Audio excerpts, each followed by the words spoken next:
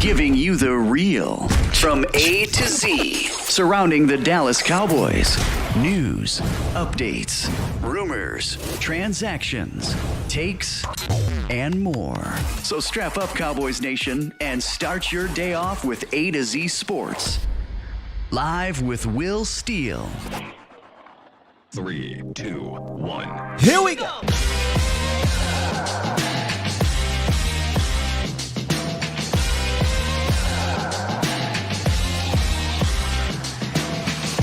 Good morning, good people. Welcome to A to Z Sports Live, presented by the Cochran Firm and Boston Scientific. We stream it live on YouTube and Facebook, and of course, I am your host, Will Skywalker. Still, boom! Fire the candles. No. Ah, that's right, you a troll. What's good, Cowboys Nation? We got updates on a number of Cowboys starters heading into the playoffs today. We also have a problem the Cowboys got to fix on a particular down that we'll discuss here in the roundup. Plus, we'll hear from the coordinators, both Kellen Moore and Dan Quinn. We got to listen to them.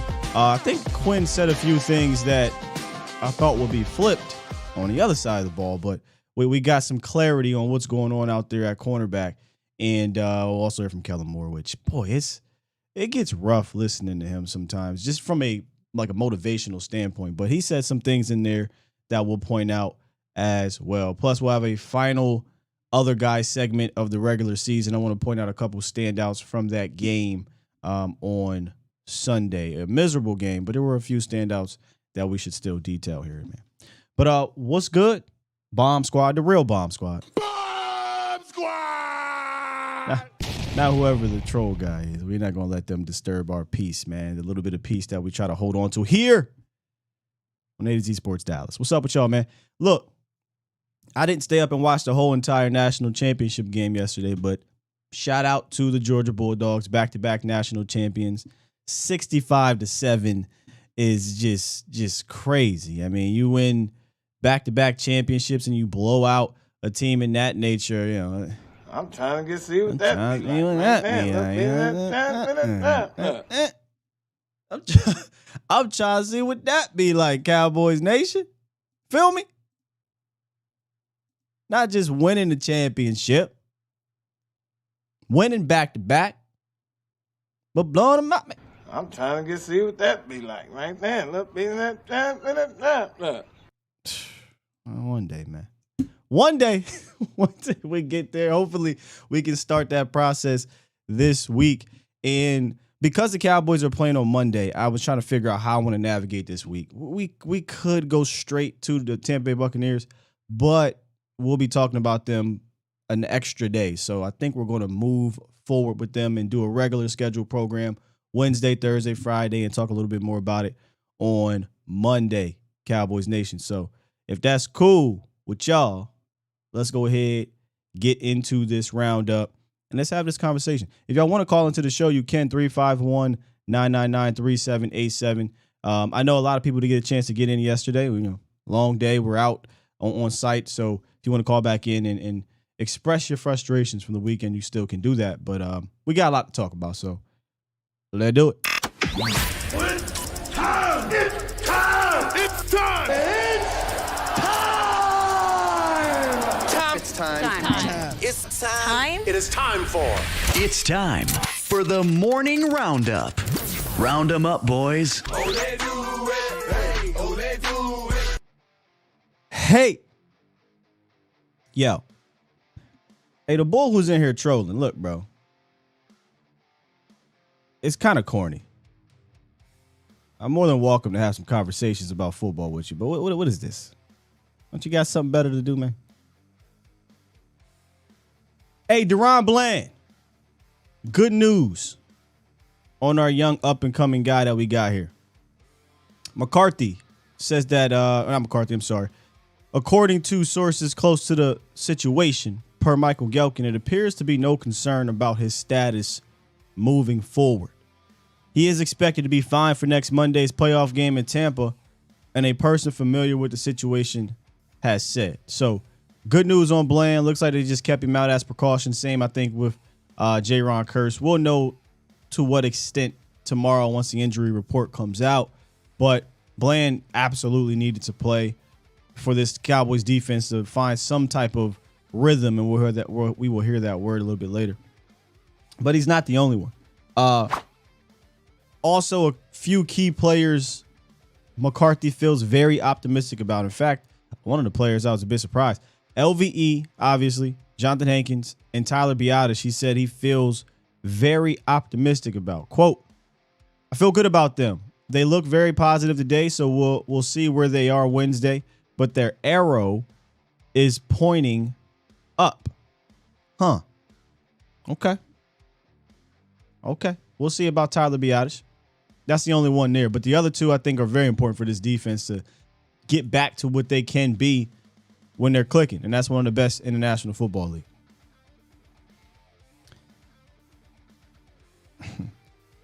And then finally,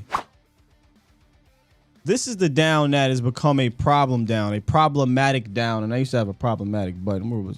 I don't have it anymore. Problematic down for the Cowboys in its first down. Not even just over the last few weeks. It is not just the runs either, because the runs were the previous 2 weeks. This week was bad on first down in general. It was bad, period.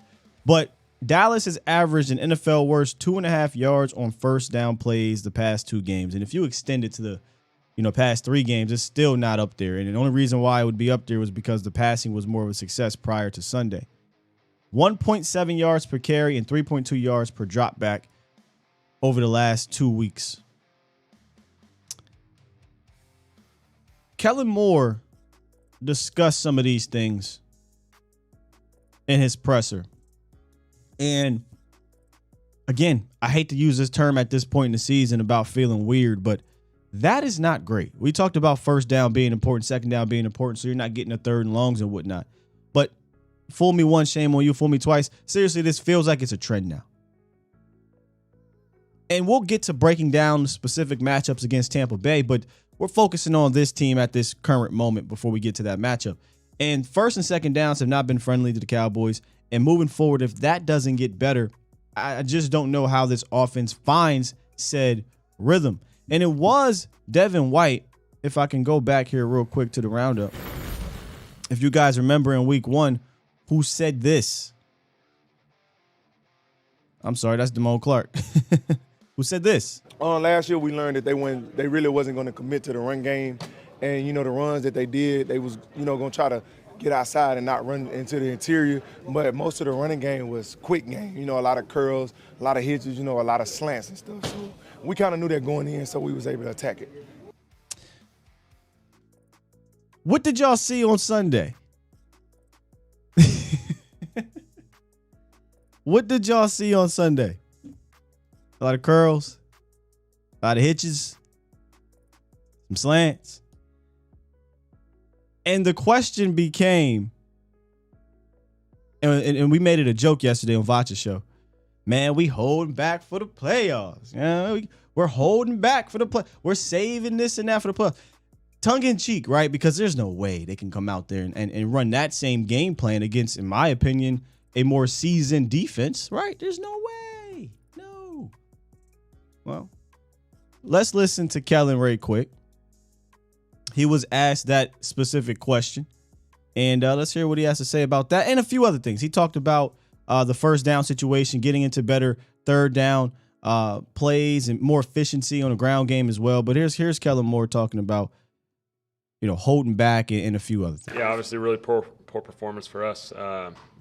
Really didn't create any momentum or rhythm in the game. And so, tons of 3 and outs, very abnormal for us. And, something certainly you got to watch, you got to evaluate it, recognize things that can come up again. And, obviously simply we just got to play better, game plan better, call it better, bottom line. Is it easier to move on from those sometimes where they appear to be so out of the blue versus kind of trending in that direction? I don't think you ever want to just ignore anything because this league's obviously on trends and copycat, and if you have an issue, the issue is going to come up again next week. And so we got to find solutions to those different things that pop up throughout the season. That's week 1 all the way to now. You have different things that come up, and so it's navigating all those different things. We're in the spot where we're at, where it is what it is, and now we're on to the next. Yeah, I think again it's just a lack of rhythm for all of us, and you can talk about third downs, obviously not efficient there at all, but first and second down, and when you're sitting in 3rd and 7+ very much most of the game, those are hard to defend. They're Washington's number 1 in third downs, and if you're going to sit in 3rd and 7+ against those guys with the front and the coverage that they play, it's going to be a challenge. And so I think we all just simply didn't execute, didn't handle the situations well enough, and didn't find the rhythm. A couple of things. Was it a play-to-win game plan, or were you holding things back, for the playoffs that you didn't want to show? No, certainly we went in to win it. Just didn't execute and didn't call it well. Man, I'm really not trying to rail on this dude, but like I just can't listen to that man and feel any type of confidence from him. But yeah, third downs were terrible, and I'm hoping he's lying.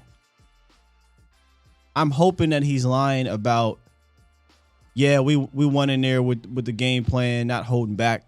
We went in there with the game plan to try to win. I hope that's not true. They ran play action 3 times in that game. You didn't really see any of that, the pre-snap motion. I get you're compromised up front, but there was certain times throughout the game where the front held up as best they could in the passing department, but then when you look at the combinations in regards to what we were doing out there, it was all curls and flats and mirror routes.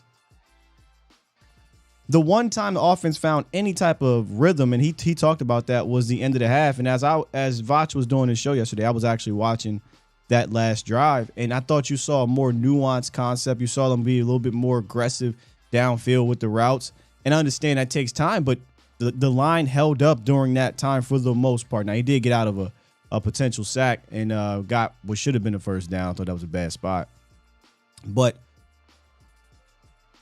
that was the best drive of the game, and it really had nothing to do with planning, I don't think. I think the Cowboys are in a bit more of a 2-minute offense, and usually that means better success for Dak Prescott, because in this offense in general, they get going. When the Cowboys aren't successful via scheme offensively, 9 times out of 10, it comes from the up-tempo.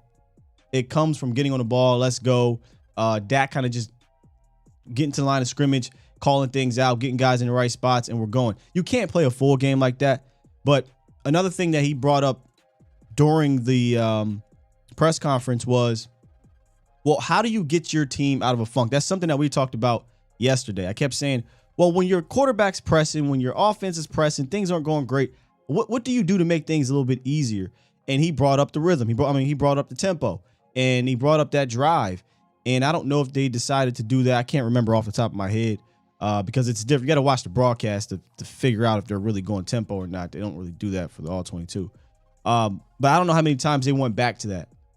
Look, if that's your way of finding easier solutions for the offense, then do that. When you're in a rut, then do that. Me, it's more get Tony Pollard the ball, get CeeDee Lamb. Allow these guys who can take a 5, 10, 15-yard route or play and go 20, 25, 30, 40 yards, and now we're rolling.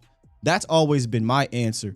But schematically, if it's tempo, then do that, right? Because you had to get into some type of rhythm at some point in this game and then pull your starters. They never got in that rhythm until the end of the half, and they try to come out and continue that drive, and it never happened. And now you're keeping these dudes in a meaningless game at that point in the fourth quarter. And fortunately, you got out of there unscathed. But because they play so bad, you had to continue playing those dudes. You didn't have to, but on the other hand, I thought that they needed to keep them in a little bit longer until they found that rhythm. Unfortunately, it just never came. Cowboys Nation, it just never came. We got a couple callers. I said I wanted to get you guys in here, and we will hear from Dan Quinn later as well as talk about 2 other dudes. two other guys. Let me say other guys that I thought stood out. Let's get to Los first up on the Pulse of the Nation hotline presented by the Cochran Firm. All right, Los, what's goody, man? Yo, good morning, Scott, man. I hope your morning's going good. Can you hear me? Yeah, what's up, man? Hey, just one quick point or two quick points. And let me correct myself for yesterday for this misunderstanding about CD being in the slot.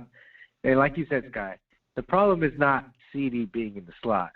The numbers have proven it. When he's in the slot, he's like what, top wide receiver in the league, in targets, touchdown receptions, etc. Right? The stats Something like don't that, lie. Yeah. And then now it's like when we want to incorporate CD to be in rhythm, Tony to be in rhythm, or for Dak to be in rhythm, we don't incorporate anything that has worked all season for us, and we look just flat-footed, Sunday. And if we're going to be playing any playoff team, like I said, it can be Tampa Bay, the Eagles, 49ers, freaking Panthers. It doesn't matter who we face, right? But if we just come out with a game plan like last Sunday, we ain't going nowhere, Sky, and we're probably going to be one and done like always. Oh, so for sure. We just have to look out for, hopefully, Kellen hears a knock on his door from head coach Mike McCarthy and be like, hey, yo, I know these 12-5 seasons back to back, they seem pretty nice, but Jerry Jones, he already said something about Sean Payton out here. So I ain't trying to hear about that nonsense again. So, you better get, I ain't going to say cuss words, but either we come with a game plan that puts our players to our strengths, or we're just going to be one and done, Scott. And that's all I got to say. Peace out. Peace, man. Appreciate you. I don't hear a lie there, right? I don't hear a lie there. Now, again, there was times throughout this season that was happening. But lately, I am a tad bit concerned on the usage of Tony Pollard. I'm hoping that flips in the playoffs because I said this yesterday. It's time to lean on your dudes, right? The dudes that have been playing at a high level to get to this point. Tony Pollard, you're going to need Dalton Schultz. You're going to need CD Lamb. Zeke is a part of this, but he has a role, right? And I don't want to, there's no bashing here because I don't want to get here because everybody has had down games or what have you. But I feel like if we go into these playoffs and we like, hey man, we got to get Zeke 20 touches. I feel like that is a detriment. I just do. I feel like Zeke needs to take more on the complimentary role as we get going. It is clear is day that if this offensive line is compromised from a run blocking standpoint, that is not the guy that should be leading the fray, right? Because Tony can go 9 carries, 17 yards, but it takes one carry, one play, one toss, one pass, and it's just one to go 50, 60, 70 yards. So if I'm putting 10 other touches in Ezekiel Elliott's hand in a game where it's tight and it's contested and it's tough, I feel like I'm making this harder on myself than easier. Now, if Zeke is having one of them games, then yeah, you continue to keep feeding him. But I'm going back and using an example of what happened the last 2 games. Now, there was no Tony Pollard, but Malik Davis had a really good run against the Titans, and they didn't go back to him really. But in that Washington game, it just wasn't a day, bro. Once you got the 7th carry and you got 9 yards, just he ain't the type that's going to get one touch and now we're going 50 yards. That's not his game anymore. So I'm hoping things flip in regards to TP over the last few weeks. Lamb will be fine. I think Lamb and Dak, I think they'll have that connection throughout the playoffs, but a little bit concerned about the way they're using Tony Pollard over the last few weeks.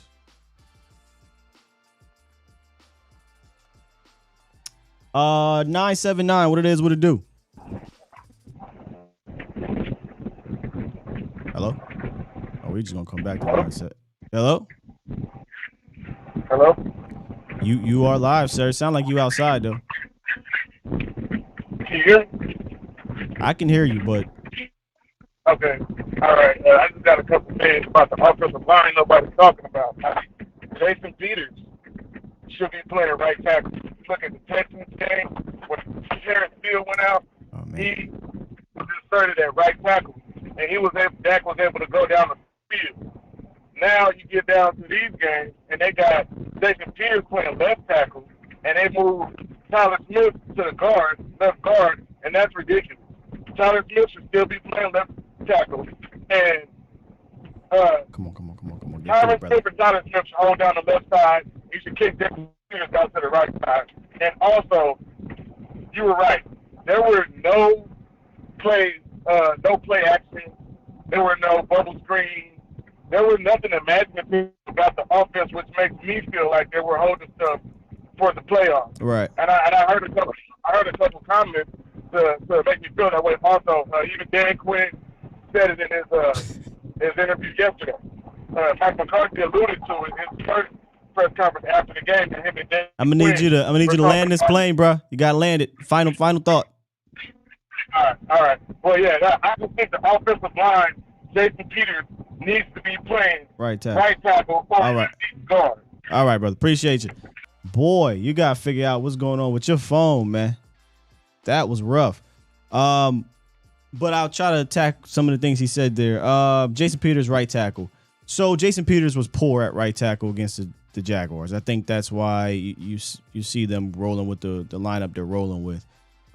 He had a solid series in Texans game, but one series doesn't make a decision, right? So they gave him more tick against the Jaguars. It didn't really work out. If they have to move him to right tackle, I'm sure they will. But this current situation with Jason Peters at left tackle, who, again, put a pin in it, come on back for the other guys. I thought he did good. And we'll get to that a little bit later. Putting Tyler Smith at left tackle, I think, will happen once you get Biotish back.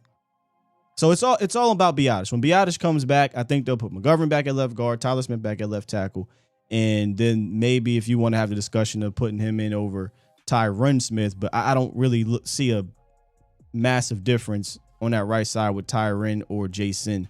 Tyron looked better at right tackle than Jason did in the Jaguars game. They both weren't good, if we're being completely honest. I shouldn't say they weren't good. They both had struggles. Let me just say that right there. I just don't. Jason Peters, Tyron Smith at right tackle. I don't know which you're really getting much of a difference there. Okay, we'll get one more, and I think it's toxic, and then we will. Oh yeah. Actually, 469, and then we'll jump into the second part of the show. What's up, man? Good morning, Sky. Wanted to call in yesterday. Just a general question for you about this whole situation that you're alluding to right now. I wish I was a fly on the room, but is there any discussion you think about what you're discussing? Like saying, hey, Kellen, this is the second year in a row where we're seeing these same troubling discrepancies. And the fact that I think it was Clarence Hill even asked him in the press conference, were you even trying to win the game? And it just really makes me wonder what is actually being discussed in that offensive game plan room on Monday through Saturday. And does Mike McCarthy even have the authority to be like, no, we're not doing this. No, we're not doing this again. Remember when I had to grab you by the neck after this Tampa Bay game? We can't do this. And I just wonder, can you think of any other time where, and you've played football, Chad's played football, where your offensive coordinator just chose not to do what worked and just continued to just beat their head against the wall? And I just wanted your insight of, like, where is the disconnect where Kellen is what he's seeing on the field and how he prepares for a game, if you have any insight, if you can. But I don't have any insight, but what you just asked, the question prior to that one, isn't that what the Cowboys were doing the entire Jason Garrett era? That ain't new here. And that just brings more the question of, like, why? It's more or less like we know what the problem is, but why is it still operating this way? Like, who is saying in that building mirror routes work? Running just straight curls works. Running on first down up the A gap works. Like, who is beating their hand on the table and saying, let's keep doing this? They are who they are. Okay. Yeah, I mean, this is who they are from a coordinator standpoint. In regards to we're talking about Kellen Moore, and I said this weeks ago. I don't really see anything changing there. You just hope that he brings his bag. That because there's times, there's series, there's games where it's like, man, that was a hell of that game was called very well, right? And then it just doesn't come back. So I'm hoping that we get that pocket for 4 games. Like we get in that pocket. If we get in that pocket, we fine. But I don't think we've been in that pocket since that stretch from the first time Dak got back to about Minnesota. There was a pocket right there where you saw all of that going in. Then it came back in Jacksonville for a little bit and then disappeared in big moments. And now we just really haven't seen that since. So that's what worries me, man, is that we just won't, and I'm sounding like a broken record, won't do the things that work for this team at a high level on a consistent basis. Like, and I'm not talking about, the play doesn't work. I'm not talking about the result. I'm talking about the process. I don't see them getting into that process of things that have worked for them. I feel like they're just kind of been blah and saying, hey, Ford, save us. And if he doesn't save us and he has a game like he had, that's a wrap. Like, if Dak plays bad, it's a wrap, man. Yeah. And the only other point that you will say, and I'll leave it at this, landing the plane, I don't like to use religion when it comes to football, but dear Lord, if there's ever a game Mike McCarthy needs to say, lock that kid in the broom closet and fire me, this is it. Because this may be one of the biggest games probably in the season in regards of ratings. You're playing Tom Brady, who may be his last game, and you're playing the Dallas Cowboys on Monday Night Football with Troy Aikman in the booth. You need to deliver. This, Mike, for the love of God, please deliver. That's all I have. Thanks. Last game of the year, Jim. Can't hold anything back. That's really how I feel. This should be kitchen sink. Everything. There's no reason to hold anything back. You need to play like there is no tomorrow. You need to treat this game like it's the Super Bowl. For real. Let's listen to Dan Quinn because Dan Quinn said some very interesting things. We were talking about a lot over the few weeks. Man, the Cowboys got to figure this out defensively. What are we going to do on the outside? What's going to happen with that cornerback 2 spot? And he's thrown many names. Signed Mackenzie Alexander. Signed Xavier Rhodes last week, which we didn't talk about on the show, but we talked about on game day. You tried Nashawn Wright. You tried Kelvin Joseph. You've thrown everything at the wall, and they signed Trayvon Mullins, and that was a guy that they decided to give that part to. So it was clear they were trying to figure things out, but Dan Quinn came out and said, yeah, that's exactly what we were doing. You know, we were just trying different type of combinations, and I think it was Archer. Somebody asked him, well, what are you going to roll with? He said, don't worry about all that. But listen to Dan Quinn specifically talking about different combinations, being comfortable with the uncomfortable, etc. Over the last few weeks, you guys have heard me discuss, we're going to try a couple different combinations at different spots to go, and I thought that's an important exercise to go through. It's not always comfortable, but I think you know me, I've never been one to be worried about being, comfortable with the uncomfortable. And sometimes when you have to go through those, it's important because you get to say, okay, starting role, backup role, neither role. And I like doing that. And you gain things, you gain experience, you gain stuff to go through. And it really lined us up into where we're heading into this week. And so that's why I think we had discussed that, previously about, how we would feature some guys and how we'd roll. And now that we're here, we get to do that. And so it kind of gave us a vision of, how do we feature the guys best heading into the postseason. So with all that said, I know you guys got a bunch of questions, and let's get the whole thing rocking. David Moore, Dallas Morning News.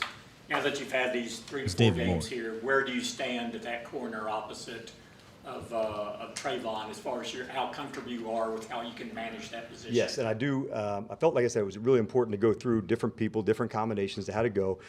There's nothing like being in the fire a little bit and just know what you have. And sometimes you may game plan certainly, but sometimes you wouldn't, to say, I want to see what this would look like in some of the hardest situations. So sometimes you have to create that to give the moment to go. So I feel very comfortable with where we're at. I'm certainly not going to disclose that today, if that was going to be your follow-up question. But I do feel like, okay, I've got to handle how we want to go and play. And so that was what my goal was, 3 to 4 weeks ago. And quite honestly, some were going to be in some backup roles. Who could be the 3, who could be the 4, how could we feature that? So that's kind of, Dave, what I was looking for at different spots. See, I was hoping that Kellen was like, yeah, we just been trying to figure some things out the last couple of weeks, and that's why you saw this and that. Because I feel much better. But I appreciate Dan Quinn being honest there. I mean, we could see it, right? Actions speak louder. We can see that they were trying to figure those things out, and he's keeping things close to the vest. I know Jerry's talking now here on the radio. I hope Jerry doesn't come out there and say, X, Y, Z is going to happen. But I don't have a poll, but I'll ask you guys. Quinn said he knows what he's going to do on Sunday. Obviously, they should know. What do you think they'll do opposite of Diggs? They've tried Mullins, they've tried Kelvin Joseph, they've tried Nashawn Wright, and they signed Xavier Rhodes. Who do you think they will roll out there at cornerback 2 for the Cowboys? Now, when I say cornerback 2, I mean if you're in a nickel set opposite of Trayvon Diggs. Is it going to be not Wright? Is it going to be, well, we could throw Bland, but I don't think it'll be Bland. Wright, Mullins, Joseph, Rhodes.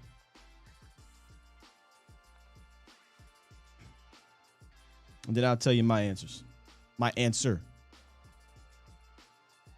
Boss man. Yeah, I don't think that's going to be it, but Nashawn, Bland, Rhodes, Wright, maybe Rhodes. I got Wright. I think it'd be Nashawn Wright. I mean, Rhodes would be kind of out of left field, given he just got here. I don't know that he's that guy that you trust right away after 1 week to be like, yo, go out there against Tom Brady and Mike Evans. I'd almost rather go with the dude that's already been here, that's kind of got his feet up under him and had some steam. I thought he gained some confidence after that Titans game. But I think they're going to go with Nashawn Wright for this game.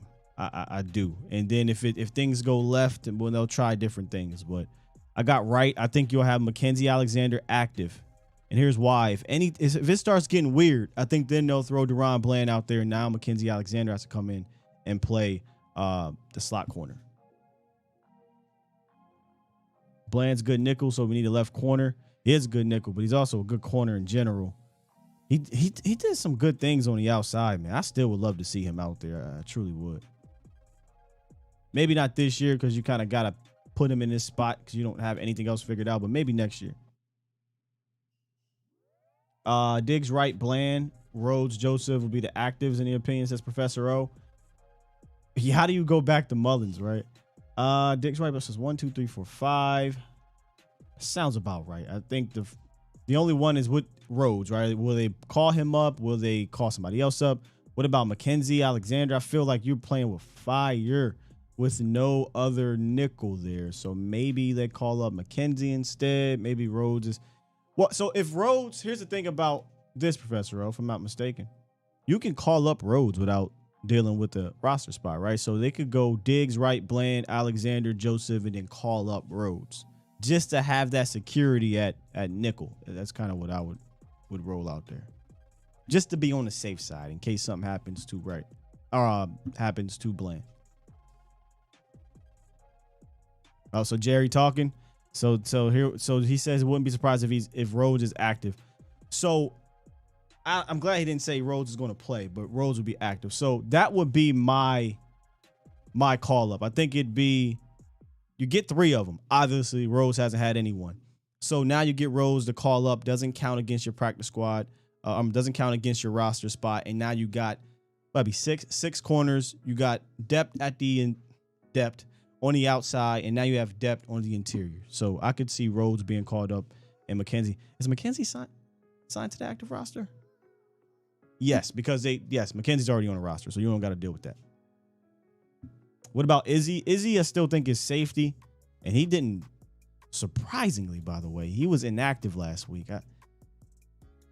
He played the week before, inactive this week, so no Israel Mukwamu, but maybe they call him up for the game. Let me see here. If they're going to go 6 deep there, I don't know. Something to watch. All right, let's get a couple more callers, and then we'll get to a couple dudes that stood out to me in that game. 3, 2, 1. What it do? Hey, what up, guys? What's good? Hey, I was just thinking about the kind of base defense that they might take into Tampa. Do you think they might roll with 6 defensive backs just to help out on that side, just to rotate them in? Because if that's the case, then I would think that because Vander Esch is supposedly supposed to come back, so as Hankins, that should be okay with the run game. But I think as long as they're able to at least hold Tampa underneath 60 to 70 yards rushing, I think that you can force Tom Brady into a few turnovers right there. Well, so yeah, I had 6 corners. They'll have more than 6 DBs, but yeah, I had 6 corners as the call up for the game. In regards to the Tampa Bay's rush offense, it's the worst rushing offense in the league. Now, week 1, they caught you by surprise, right? It's week 1. I always say you can't really gain too much from week 1 in regards to the rest of the season, but they had success on you in week 1. I don't know if they'll have that continued success because they've been really bad the rest of the season, like historically bad at one point for the Tampa Bay Buccaneers. If Tampa comes out here and runs on you in the playoffs with that particular run defense, I think the Cowboys' run defense is better since week 1.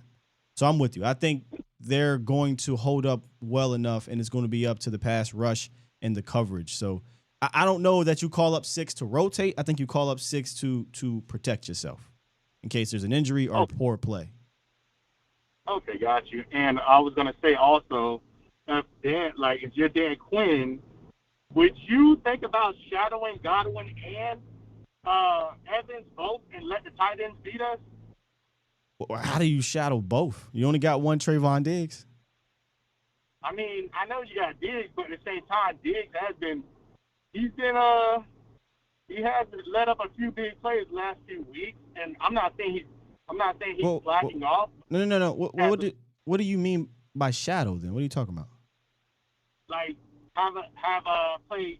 You're gonna have to give up some running, at least a few runs. Are you talking about double teaming? I'm saying stay in that cover 2 defense if you can throughout the game, just to make sure you don't let up nothing big over the top. And you have so let me get this straight. You're concerned about Diggs guarding any of these dudes? No. I'm not. Yeah, I'm you not are. concerned about it. You are. You just said it. I said because when you say shadow means a guy following a guy. So that's why I said, well, you only have one Diggs. You can't possibly shadow 2 dudes with one person. I'm with you on shadowing Diggs with one guy. I'll travel Diggs with Mike Evans. He usually has success against Mike Evans. So then on the opposite side, what do you do? I'm not sitting in no cover 2 all day against Tom Brady. Right. No. But if you're going to sit in the cover 2, are you going to blitz Tom Brady throughout the day? You got to mix it up clearly, but I'm not sitting in cover 2 all day. That's what you asked. So should we play cover 2 all day just to protect him? Tom Brady will dice that up. Like you got to mix it up. There was a call that he had week 1 where they showed Donovan Wilson. In fact, Dan Quinn talked about it in his presser. He said we got to do more things post snap to confuse him than pre snap because he's seen it all. So, but there was a play where Dono looked like he was going to blitz, and he ended up playing that hook curl area and got an interception. So you got to do things like that. But if you come out there pre-snap and be like, we just going to run Tampa 2 all day, Tom will have a field day. He's dink and dunk king. Oh, no. I'm not talking about, just running it like, just blatantly showing it. I'm saying disguisement, of course. But it's hard. It's hard to disguise cover 2 to the point of playing it, I think, to protect yourself over the top without showing it. You can't have if you try to bring down Malik Hooker all the way into the box and then run all the way back at the last second, that ain't gonna work against Tom Brady, bro. So you're gonna show your hand a little bit against cover because if your whole point was to protect over the top, I don't think you're gonna disguise it too much. I think they're gonna have to mix it up with a lot of different things, but the most important thing is getting to Tom Brady on the interior. But we'll talk about that throughout the week. Yeah, and that's why I was speaking about bringing 6 defensive backs in on the field at one time, just for those purposes. Because for some reason, they'll go big nickel. That's like one of their main things that they run is big nickel. They'll run some of that, a lot of that actually. I think. Because Godwin, for some reason, he just chills us every single time, and people aren't mentioning the fact that Julio might be back, which is what I'm trying to get to. So what do you do with that situation right there? Because Julio, he ain't played majority of the season, but he could just have one of those games where he just goes off. You just gotta play good defense, man. It's a hope and a prayer on defense this Sunday. I don't know if it's a hope and a. Yeah, appreciate you, man. Over the last few weeks, you guys. I don't know that it's a hope and we ain't really talked about the game just quite yet. But Tampa been bad. Like my whole thing about going into Tampa was you can't play like that. Like against Washington. We're about to break down Tampa throughout this week. Tampa been bad. Like bad, y'all. So, and I don't want to give away everything until Sunday, but I'm clear that this isn't the same team. This isn't the same quarterback, but it's still Tom Brady. That's why I said you ain't got to fear them, but you got to still respect him because it's Tom Brady in the playoffs. But it sounds like you scared of everything that Tampa has to throw at you. And they just aren't Tampa of 2020. Don't allow them to look like Tampa of 2020. So, Julio Jones coming back. Julio Jones ain't been good all year. Now, Mike Evans, Chris Godwin, I give you that. They don't have a run game. I'm not worried. Their offensive line is not like it's going to take you to have a complete debacle, in my opinion, for them to do the things that it sounds like you're scared of them to do. It's going to take a debacle, like seriously. And while the defense hasn't lived up to what it was in the previous half of the season, and it hasn't been, I'd be shocked if Tampa dropped 30 points on the Cowboys. Like I'd be shocked. This ain't the Panthers, bro. Like, go look at the Tampa Bay Buccaneers over the last 2 months. The wins that they're winning, 16-13, 19-15, 17-14. Like, they are having a hard time. But that's neither here nor there because I'm not trying to disrespect. I'm just not fearful. I respect Tom. But the caller just to me sounded like, hey, man, no matter what they roll out there, what are the Cowboys going to do? Like, hey, wait a minute now. Slow down. Diggs is still out there, and he has success against one of them dudes. This offensive line struggled against this defensive line, in my opinion, getting, with the pressure and Tom Brady. So there's still relax. We got some dudes over here, too, they got to worry about. That's all I'm saying, and we'll break that down. But Julio Jones, I guess he can come back and be Julio Jones of 2012. I guess. DJ, what's good? Hey, good morning, Sky. How you doing, brother? I'm good. Good. DJ, you breaking up, man.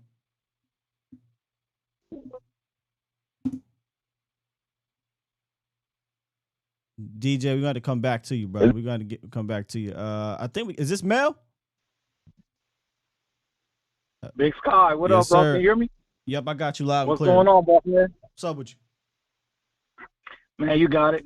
Man, my main concern, bro, is not necessarily Tampa Bay's offense against our defense in a traditional they got to drive the field and go, 60 yards, 70 yards.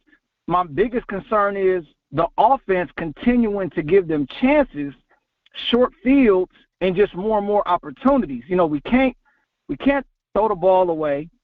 We can't give them multiple, we can't keep going 3 and out. We can't give them field position because, like you said, we're not playing the Panthers, right?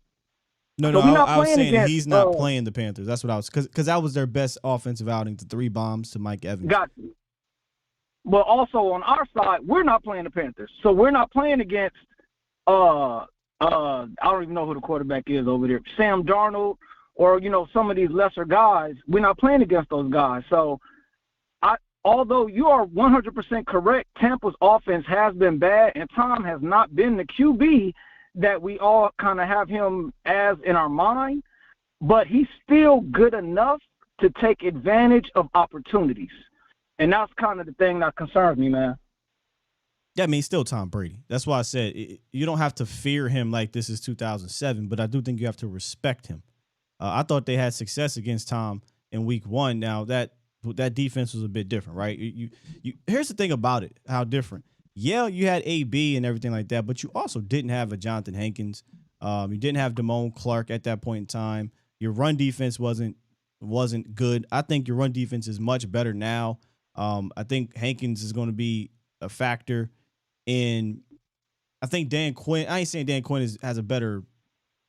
I think Dan Quinn has a better hold of what's going on with his team now than he did then, and even then, that was a good defense at that time. This one, he's trying to figure things out, but I think we know what we are at this point. So hopefully, he coaches around his deficiencies.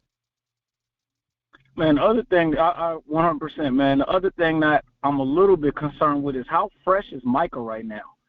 Because he just doesn't seem to me. I mean, granted, nobody's fresh right now, right? Like nobody's fresh right now. But I don't know if him just playing that right end 100% of the time, man, is just the best move, man. I feel like, when he's a chess piece, that's when not only him but the rest of the D line is at their best. When he can make everybody better on the D line, because that O line has to wonder about where he is. Is he coming? Is he dropping? Then somebody else gets free. When you just sit him over there on the right side, not that he's not a good edge rusher, but he's an undersized right end. And I just don't like that that's been the approach. I mean, really for more than half the season. I just don't like it, man. So that's the other part that concerns me, man. But, like we've been saying all year long, bro, it's a week-to-week league. Let's see what happens this week. To say my confidence is high would be a big lie. But to also guarantee that they're one and done, I think would be foolish as well, because that hasn't really been the team that we've seen all year long. So I'm willing to wait, go into the game, put my jersey on, root my team, and I'm just going to see what happens, bro. That's where we at with it, man. That's where we at with it. We can't go in there with our chest poked out right now. Not the hell, nah. All right, brother, I'm going to let everybody else get in, man. Thanks for letting me get on, brother. Yes, sir. Appreciate you. Yeah, they haven't lost back-to-back games, man. That's the silver lining and all that. Let's talk about a couple players that I thought played well in that game, the other guys. And I will start backwards because Jason Peters was brought up earlier. You may not have to rely on Jason Peters at left tackle in this game because Tyler Biadasz will be back. But the reason why I wanted to feature him was because he hadn't had to play a lot of snaps this season. They elected not to start him at left tackle and keep Tyler Smith there, so he hasn't played a bunch in spots, right? And coming in and out, just rotating. So I'm like, what is Jason Peters going to look like on a day where he has to play a lot of snaps? 67 snaps. Allowed no quarterback hits, was credited for 3 pressures and no sacks. I thought he did well in the run game, and I don't think he's the best run blocker at this point in the stage, but I thought he did well enough. I thought he was really good in pass protection. And if I had to roll with Jason Peters at left tackle for a game or two, that game gave me a little bit more confidence because I seen it now. Like I seen it, as opposed to 12 plays, 15 plays, 9 dropbacks, 67 snaps. Old man JP, who is 40 years old. I'm a man. I'm 40. I thought played. Now you could judge it on a curve or whatever you want, but I thought played well enough, so I wanted to point him out in this game. Now, can he do that on a right tackle? I still don't think so, because right tackle is switching sides like that is tough. He stepped in and did well for that series against the Texans, but for a full game, I don't know that I want to see him over there.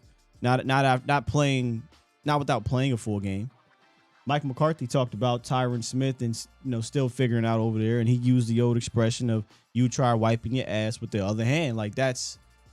They always say that when they try to dumb it down for us, right? Because we don't play the game. Well, what's it like when you switch sides 101 from tackle? Well, try wiping your ass with the opposite hand. And that's what Tyron is trying to figure out right now. And he's got 3 games, so no more pencils down with that. The other one was Chauncey Golston. Chauncey Golston, I just kept seeing his name just pop up, and then after the game, or not pop, I just keep seeing him flash during the game. Then after the game, when we were doing a post-game show, I looked at the total stats, and he had 11 tackles. I'm like, oh, that makes sense. I just kept seeing 99. And here's the crazy thing. He had 11 tackles in 22 snaps. Like, what? He had 6 stops, 5 solo, and Chauncey's always been kind of a longer guy. He looks like he's 6'7", but he's not. I think he's 6'5", about 290-ish. And he looked like a difference maker. I'm not saying he can just fulfill what Hankins did, but I thought that Chauncey Golston played his way into more reps in the postseason. And Dan Quinn, his eyes lit up when one of the reporters asked about Chauncey Golston. He's like, yeah, Chauncey. He took advantage of his opportunities over the last 2 games. His snap counts increased to season highs of 25 and 22. Well, not season highs because in Philly he played 28. But it was the most snaps he played since the Philadelphia game in week 6 last week. And then 22 snaps would have been the second most. So he's earned more reps. And he said Chauncey was actually a part of the figuring out too. They wanted to see what the rotation could be like heading into the playoffs. And they benched somebody in that game. Oh, Bohanna. They had benched Bohanna in the Niners game last year. And I was like, this is a running team. That's interesting. I think Bohanna was also benched in this game against Washington to see what Golston can do. That'll be interesting come Monday. Do they decide to sit another big body in regards to Bohanna for Chauncey, knowing that Hankins is coming back? Do you roll with Hankins and Chauncey as your run stop guys, whether it be on the interior or you put Chauncey as like a 5 tech? And then you just roll with Osa and Watkins and those guys. I think they might go with Chauncey over Bohanna, but Bohanna's a body. But that's not a running team too, though. It's not a running team, so that's something to take in consideration. Shout out to Osa as well, too. Osa, we said this a lot on the other show. Osa hasn't put up the crazy numbers, right? Like, Osa was my breakout guy. Oh, man, he might get 8-9 sacks or something like that. But Osa still, I think, was your best interior defender from a pass rushing standpoint. And it was at one point in time, he was like top 10 or 15 in pass rush win rate. He may still be, I'm not sure, from the interior. He leads your interior defenders with more pressures than any of them, and sacks as well. So Osa and Chauncey, I think, could be very important factors going into this playoff game, especially against Tom, right? Which we'll continue to break down. Interior pressure is the best pressure against Tom Brady. DJ, do we got you back before I bring you in? Let me make sure you're good. All right, you sound good. Okay, cool. Just a couple things, man. Defensively, I think, it's not the same defense from earlier in the year, but this offense has actually regressed from what it was then as well. So I think that matchup doesn't change much. It really just comes down to what the offense can do offensively. Now, these guys, do we know exactly, like, outside of the out for the season guys, like, we pretty much have everybody back? Did I hear that correctly? LVE Hankins for sure. Biadasz, we're not quite sure just yet. Hopeful on Biadasz. Okay. Because with Hankins coming back, that's going to help tremendously. Because it was pretty much night and day from before we got him to after we got him as far as interior run defense. So that actually just puts a lot of confidence in their ability against the run. Not that necessarily it's for this week, but I'm saying moving forward. And then on Chauncey, where did he have a lot of his snaps? I missed film sessions and all that kind of stuff. So where were most of his snaps? Was he mostly at end, or was he more in the interior? He's a defensive tackle now. Yeah, they'll use him as end. I think more of like to cover up, like a 5 tech, but he's a DT. Gotcha. Yeah, okay, yeah. That's nice. Fair enough.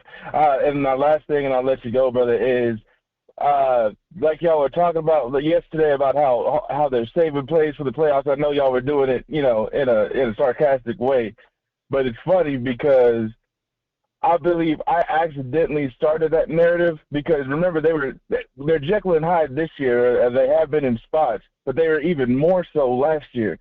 And I just called in asking a question. Now, I asked everybody. I asked you. I asked Botch. I asked Jeff because he was going live all the time at the time, and then all of a sudden 2 weeks later, like it had taken off, and I see like Bobby Belt and RJ Ochoa and all those guys like posted it on Twitter. So be careful what you say in the public on the internet, man, because it can take off and get a life of its own. What do you mean? I must have missed what you said. So you were on the show. You were on the show with the Okoye. Yeah. And I think I super chatted in. I was like, hey, I was just looking for an explanation. I was really just I was like, look, they've been like this. They can put up 40 or they'll come out. And I think it was after the Broncos game. I was like, where did this come from? Are they, are they saving plays for the playoffs? I just said it in passing. Oh. And I just said it in passing. And of course, you know how you are, Sky. You were like, you weren't going to say, like, nah, that's dumb as hell, but you were like, nah, if they do that, that's a fireable offense. Yep, I think I said that. So wait, you asked that question after Denver? It may not have been after Denver. It may be later.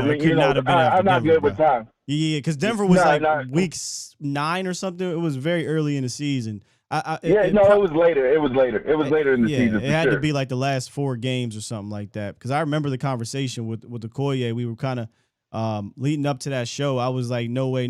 For weeks, I was like, nah, like 2 weeks. And then Okoye came on. He's like, man, nah. But then we kind of got bullied. It was like, well, because he came back on the next week. We were like, hey, man, they're doing the same thing. Like, what else do we got here? Like, they gotta be saving it, right? They can't possibly go into the playoffs with this. And I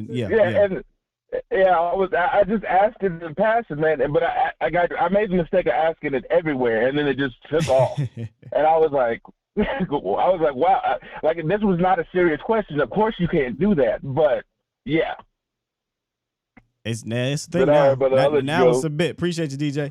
It has turned into a bit over on the Vosh Lombardi Live show, saving it for the playoffs. Because I ain't got no choice to think. Well, listen, I don't really believe it, but just for the bit purposes, like, you're not gonna go in the playoffs and give Tony Pollard 7 touches. Like, we're really not gonna do that, Kellen. No way. You're not gonna go in the playoffs and run play action 3 times. Nah. I'll chalk it up to a bad week or 2 weeks or whatever. Because if it truly is, we saving whatever for the playoffs. Fireable, DJ. Just like you said, fireable offense. Now you can save your trick plays. You can save these type of things. Like, hey man, last 3 minutes of the game, 2 minutes of the game, we need this touchdown. We're not going to show something we haven't shown all season. But you can go out there and run the things that you run weekly so that your team is in a rhythm going into the playoffs with those things and having that success. Like, oh yeah, when we call this play, it's money. We know this is going to work. As opposed to this, shit, we ain't called this play since the Bears game. It was successful then. I'm trying to see what that be like. I'm trying to see what that be like right there. Look, be that. Hey, man. That 003, no running back personnel set. That was just killing the Bears. I mean, I'm trying to see what that be like right there. Look, be that. Hey, I'm trying to see what that be like. That Giants game where you had a lot of that orbit motion going, and you was doing all types of movement, and it was just. I'm trying to see what that be like right there. Look, be that. I'm just saying. I'm trying to see what that be like, Kellen, on a regular basis. That's all. And if that's not going to be the case, then Dak Prescott, you can't play like that. Like you got to overcome that. That's the pressure that is put on you, period. Okay? All right, I think we good now on the appreciate it, Nick. I'm telling you, Mike Epps, man, he's one of my favorites of all time. He ain't the greatest of all time, but Mike is just dope. He can do the movies. He can do the stand-up. He's silly. He goofy. He a beast. Nah, man, I'm not. There's no toxic. That is not good for your body. That's a poison. I am not a poisoned fan. I'm in a toxic relationship, but I am not toxic. Dallas is toxic. My bro Sean in the chat. Maybe Darth guy, but I will not let these dudes poison my soul. It's been too many years, man. I'm numb to that. If that happens, if Cowboys lose, I mean, they've been doing that for 30 years, right, in the playoffs. So no, I don't go toxic, but we're right back to the offseason. Now, where you might get me toxic is the free agency period. You might get me pissed off because it's like, what more do you need to see, bro? What more do you need to see? But anyway, that's way down the line, man. Way down the line. You 100% will get an angry Sky, for sure. For sure we'll get an angry Sky. Wait a minute. So toxic, you are a ginger, you say. See, I'm piecing all these together. Prior to you calling in, I didn't know what you sounded like. Now, we know you sound like an accountant. But now you're telling me you're a ginger. I'm thrown now. I'm thrown off. I can't piece it all together. I can't. Can I trust a ginger accountant? I don't know, toxic. I don't know, bruh. You gotta see about that. Nick said D-Hop, man, we getting him. Well, listen, again, in the offseason should be fun. Because there's a major opportunity to improve your team because you didn't go out and sign a bunch of free agents last year, so you're not losing a bunch of those type of guys, in my opinion, anyway.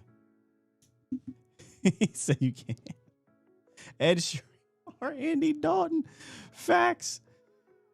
I have seen, well, not dark skin Aaron E. I haven't seen a dark skin ginger. Light skin though. My man's Austin. I went to school with is a light skin redhead. He's a beast in basketball too. Shout out to Austin. I look like Cooper Rush. Yo, toxic, don't do that, don't do that, because if you call in, I will give you a special visual graphic of Cooper Rush every time you call, which is like after the Cowboys lose and in the offseason. But every time you call, I make sure I got you on the horn as Cooper Rush. Cole Jelly said, man, we got to have that party Tuesday. What party, CJ? What party you talking about? Welcome home, Roscoe Jenkins was said Martin so underrated. It is, because it was a star-studded cast, and I feel like Mike Epps carried them, but that's just me. I'm definitely biased to Mike Epps, man. Cookout. Oh, we ain't have a cookout. So you're talking about a cookout. We ain't have a cookout in a minute. If the Cowboys get the dub, we're definitely going to have a cookout on Tuesday, for sure. Absolutely. Aaron, y'all be asking these questions online, and it'd be so true because I don't remember. Like, have you ever... Don't cancel me. Aaron says, you ever seen a pregnant Asian? And then also said, have you ever seen an Asian pump gas?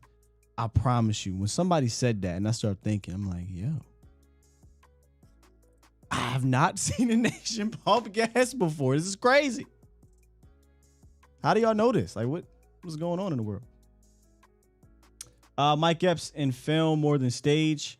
I would agree. Like don't get hold. Mike, like we wanted to see Mike. Mike was hilarious, but there is Mike is all over the place when he does his stand-ups. Whether you're watching his specials or whatever, he's all over the place. That's who he is. But he's hilarious in film. Oh, that's interesting. KHY said they stay at home because of their culture. But what about pumping gas? I can get that one.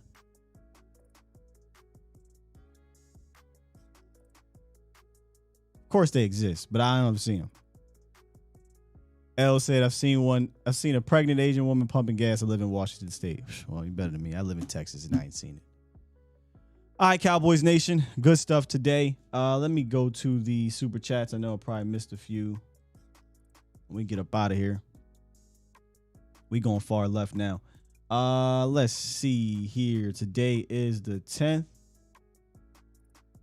H-Town dropped the super chat. Appreciate you, H-Town. Super chat. It says moving Micah around forced offenses to locate him and adjust. Now the uncertainty is gone. It's like buying a Swiss Army knife to only use the bottle opener. Woo wee, like that. If I was in the room, I would ask that question. Like, why all of a sudden the change? I know a lot of people say, well, keep Micah Parsons at full-time rushing. Okay. But can we also admit you are losing the uncertainty that H-Town was talking about? You're losing. I think part of what makes him so great is that he can be elite at both. It's like taking away Dak's legs. Like, why would you purposefully take that away? So I sound like a broken drum, or a broken record. I'm sorry, or beating the same drum in a broken record. When Mel called in and said, like, I don't like keeping Micah Parsons at right defensive end all game. I said, brother, put it on the loop. I've been saying that all year. Hopefully it works out, but I do think that plays a part in him getting banged up. He literally came out and said it, like, hey man, this playing defensive end full time, even when you're not in on the play, you're still getting hit. Whereas linebacker, you may not even get touched on a certain play. So I would listen to my best player, but that's just me. Smoke Ya 14 says, Super chat.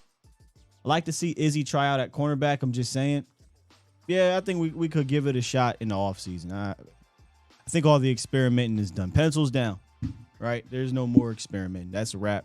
But in the offseason, sure. I thought, in my opinion, though, Smoke 14,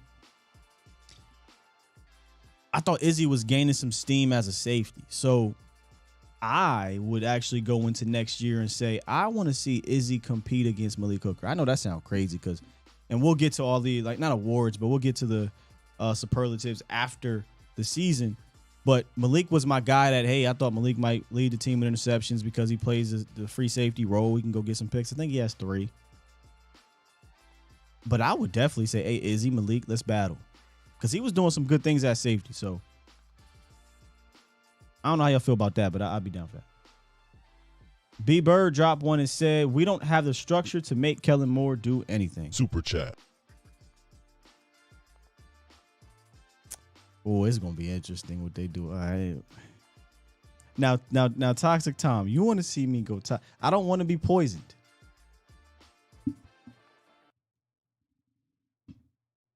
But if Kellen Moore becomes the head coach of this team, Haida, is that Haida? Appreciate you. Super chat says, I think we're playing scared until we got punched in the mouth. No. If this team only responds when they get punched, that's not going to win it. You're not going to win the Super Bowl that way. Can't do it. You have to be a bully sometimes too. You have to do the punching. And sometimes that got on my nerves with this whole, well, let's fill this thing out and see what team. No, man, go establish your will. I know, L. I shouldn't have said that out loud. And below, drop one that said, back from the wild is Day Day. Super chat. Back from the wild. From the back is wild Day Day. I'm guessing that's because the drop I had earlier. Appreciate you, Below the Heavens. Tom said, the level of my toxicity would make me a Marvin villain if Kellen Moore does become toxic. Listen, we actually agree on a lot. We just go about it differently. But if that happens, the floor is yours. Feel free to get the FCC called on me. Get YouTube to copyright strike all the curse words that Samuel L. Jackson has said in the manner that he says it. Feel free if that happens. Honestly, I might have to do the show somewhere else because I'm not going to be able to sit down like this with the energy that I'm at. Shout out to the OG Shango. If you don't know who Shango is, Google Shango, Cowboys, Seahawks. That would be Sky. You're right, AJ. Let me shut up. Yeah, Professor O, I mean, on the way out here, that's very true too. Clark has been, that's a good word to use, shaky. And maybe I'm just giving him the benefit of the doubt because he's a young guy trying to figure it out, right? Trying to get things together. And we're going to need him. Like, I think they're going to use him in the playoffs. But yeah, it's been up and down. I thought he did some good things against Tennessee too. But then you see other games like in Philly and this where it's like he actually looks a little bit confused in coverage. And I think that's why you miss a LVE.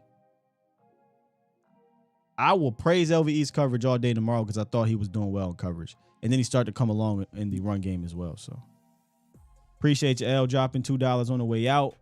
He said studio #studio2023 and show merch. Just a friendly reminder. 100. Super chat. Just had that conversation with Vach yesterday. Actually talked to some people to help put things in motion in regards to the future. So you will see more of your boy. Yep, I agree. He's just young. All right, good stuff today, Cowboys Nation. Tomorrow we start to officially move forward with the Buccaneers. We kind of touched on a lot, and we'll be repeating ourselves throughout the next 4 days since the Cowboys are playing Monday. But it starts, and we'll just break down this thing little by little, matchups, and just dive into it as best we can. And then later on, we'll be doing the same thing probably today, because today is the Volumes Wednesdays usually. So on Vox Lombardi Live, we'll be talking about that as well. So make sure y'all do me a favor. Hit the like button on the way out. Come on back through for Mo's show. A to Z Sports Prime Time. And then Mo will be back for the final show on Thursday. Maybe we'll get Mo on here this week. Maybe we'll talk with Mo. With that said, I'm going to go ahead and press this button and get up on up out of here. Yeah, we're going to break it down.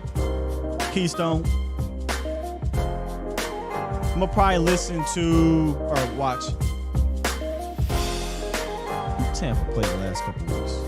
Watch that Panthers game a little bit. Cincy. Watch a couple of these games and see what's up. See y'all later. Love you. Peace.